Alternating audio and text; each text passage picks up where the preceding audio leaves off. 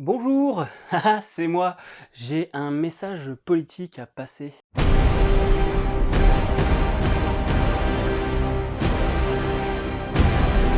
Salut à toi cinéphile de l'extrême et bienvenue pour cette nouvelle critique à l'arrache où je vais te parler de Batman Hush, aussi appelé Batman Silence. Un des derniers films DC Animated en date, et puis qu'est-ce que ça raconte? Ça raconte l'histoire d'un nouveau méchant mystérieux avec des bandages qui manipule les méchants mais aussi les gentils de cette histoire parce que, il doit savoir quelque chose à propos de Batman. Et Batman finit par comprendre ce quelque chose. Et non, Silence n'est pas le même méchant que dans le comics. D'ailleurs, je ne pourrais pas en dire plus sur le comics parce que je ne l'ai toujours pas lu. Je crois que je l'ai dans un placard quelque part, mais j'ai toujours pas eu le temps de le lire. Tout ça pour dire que ça prend quand même des libertés. Je ne sais pas lesquelles, mais déjà rien que sur l'identité du méchant, là, on est sur autre chose.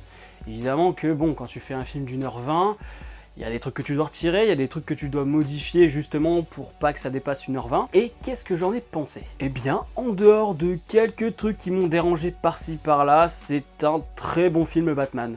C'est pas non plus un film grandiose, mais il y a des choses qui m'ont beaucoup intéressé, notamment la relation entre Batman et Catwoman, qui doit être tellement unique en fait dans le comics par rapport à tout ce qui a été fait dans leur relation.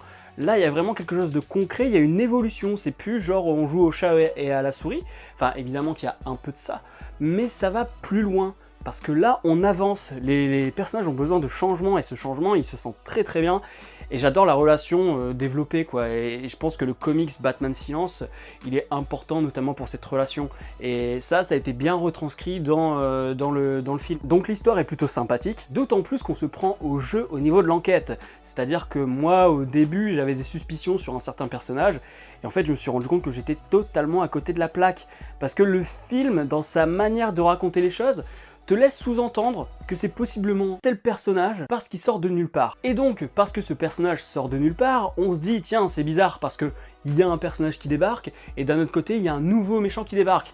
Donc on fait assez facilement l'association, sauf qu'on se rend compte qu'on est plutôt dans l'erreur. Et dans l'écriture, il y a des choses qui sont vraiment géniales. Je reviens sur la relation entre Batman et Catwoman. Du coup, Nightwing, il est d'une insolence incroyable avec Batman, il le fait chier mais d'une force, il arrête pas de se foutre de sa gueule.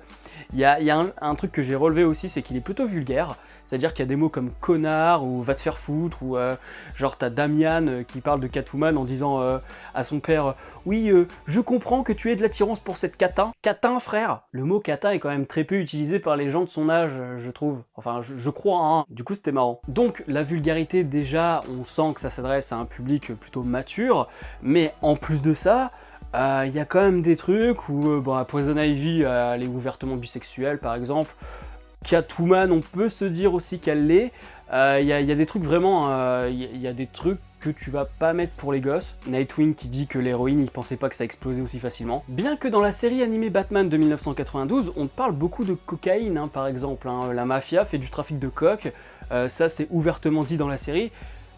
Donc voilà, oui, c'est pas spécialement pour les enfants, mais en fait, les gosses peuvent quand même regarder. Je vais pas te dire non plus que ton gosse de 3-4 ans, il peut regarder ce film. Après, ça va pas le traumatiser non plus, faut pas déconner. Et comme je parle de ce film d'animation comme un film qui s'adresse plus aux ados et aux adultes plutôt qu'aux enfants, il y a un truc à relever aussi, c'est que c'est quand même pas mal, c'est qu'il y a, par exemple, il y a du sang, ou alors il y a les névroses de Batman, il y a jusque où il va aller. Par exemple, il y a un moment à Metropolis, tu vois le level de stratégie autant du côté de Batman que du côté de Catwoman, et tu vois qu'en fait les deux ils font extrêmement bien la paire, mais que d'un autre côté il y a une limite que Batman ne dépasse pas, que Catwoman elle ne va pas avoir de mal à dépasser, et la fin du film là-dessus elle est vraiment géniale.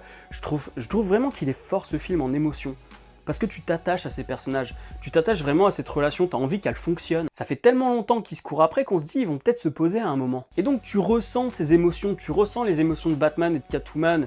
Et puis aussi, ce que j'aime, c'est que il y a quand même des moments qui sont assez puissants. Le moment où t'as Batman qui se lâche sur le Joker, franchement c'est un moment assez fort, c'est un moment que j'ai trouvé pas angoissant, mais très malsain. J'ai senti que Batman là il partait vraiment dans les ténèbres en fait, et tu le ressens à chaque à chaque coup donné, à chaque cut dans le montage, c'est vraiment bien foutu en termes de réalisation. Il y a la scène de l'épouvantail qui est juste époustouflante, vraiment. Enfin, c'est pas toute la scène, mais il y a des plans qui sont très beaux. Il y a des moments d'illusion, de peur de la part de Nightwing qui déchire, mais vraiment, genre l'épouvantail en mode peur. Je l'ai trouvé impressionnant. Il y a vraiment de très bonnes ambiances. Et puis en termes de dessin, on est sur un dessin qui est plutôt bien foutu. Et chose qui était quand même présente, mais qui l'est beaucoup plus ici, il y a quand même pas mal de jeux sur les ombres et sur les matières. Alors que c'est de la 2D, c'est ça qui est cool. C'est que par exemple, Catwoman, son costume en latex, il y a plein de reflets. Il y a plein de reflets pour montrer vraiment le côté latex en fait, où par exemple tu as des ombres sur le visage de Batman qui fait qu'avec le masque, ça lui donne, on voit qu'il plisse en fait le front, des trucs comme ça. Il y a vraiment des choses intéressantes en termes d'ombre. C'est pas non plus du niveau de la série animée de 1992, hein, je dis pas ça, mais c'est des choses que je vois un peu moins dans les autres Batman et que j'ai trouvé là, que j'ai trouvé très intéressant. Catwoman, je me rappelle pas avoir vu un film d'animation où son costume latex, il était comme ça, c'est-à-dire que quand elle se déplace, les ombres aussi se déplacent. Je sais pas si c'est des cellulos ou si c'est par ordinateur, mais en tout cas celui qui a mis les couleurs, il a dû vraiment se faire chier, parce que image par image, pour faire le mouvement du latex qui brille à la lumière, ouais, faut se faire chier quand même quoi. Donc voilà, c'est un film qui est très bon. Alors évidemment, je pense que si t'as lu le comics, tu seras déçu parce que ça peut pas atteindre le niveau du comics. Le comics que je n'ai pas lu, mais je sais que c'est un must. Je sais qu'il est très apprécié et je comprends pourquoi en voyant ce film d'animation. Et je me dis que le film d'animation, c'est même pas la moitié de ce que doit contenir le comics. Mais du coup, ça donne envie de lire le comics et ça, c'est cool. Donc si j'ai une note à lui donner sur Captain Watch, ce sera très bon. Très bon parce que comme je l'ai dit, une très bonne histoire, la relation des personnages vraiment excellente, Alfred qui trouve toujours la petite phrase, Nightwing qui trouve des phrases aussi, enfin vraiment c'était cool. Batgirl qui fait sa petite apparition mais qui sert à rien clairement, hein. T'as l'impression que c'est juste pour voir Batgirl qui se tape sur la gueule avec Catwoman, mais sinon elle a aucun intérêt. Donc voilà, au niveau de l'histoire c'est vraiment bien écrit. En même temps, quand tu pars d'un best-seller en termes de comics pour faire un film, t'as déjà la moitié du travail qui est mâché évidemment, mais en termes d'animation c'est aussi bien foutu. Il y a des petites planches, enfin il y a des plans par-ci par-là qui sont pas énormes. Il y a Batman à un moment il fait une tête chelou je trouve, ou alors les yeux sont pas assez plissés pour que ça corresponde à l'émotion qu'on veut transmettre par rapport à ce qui est en train de se passer et par rapport à ce qu'il dit. Donc voilà, c'est des petits trucs comme ça. Et puis les caméos sont cool aussi. Et petite précision avant de terminer, certes, ça fait référence à des animés qui se sont passés avant et que j'ai pas vu. Par exemple, il parle de Lex Luthor qui a intégré la Justice League suite au Superman mécanique, au robot Superman. Donc ça, je pense que c'est dans Reign of Superman ou La mort de Superman, c'est un des deux. Et ceux-là, je les ai pas encore vus.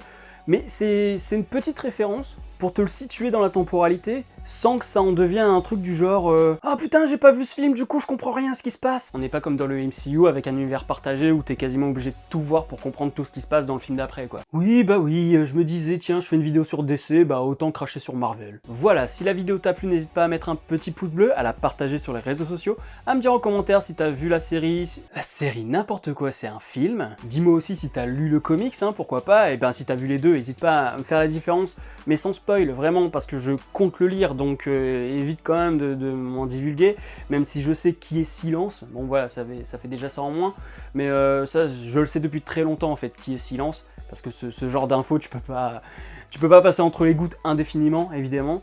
Déjà que nous, en tant que VF, les lecteurs VF, ils sont déjà spoil la moitié de la lecture VO, donc c'est un peu problématique aussi à ce niveau-là. Abonne-toi si ce n'est pas encore fait, et puis n'oublie pas d'actionner la petite cloche, parce que sinon tu seras pas notifié des prochaines vidéos. Reprends ton souffle Morgane. Quant à moi, je te dis à la prochaine sur la toile, salut! Et je refais passer le message une dernière fois avant de partir. Voilà, c'est cadeau.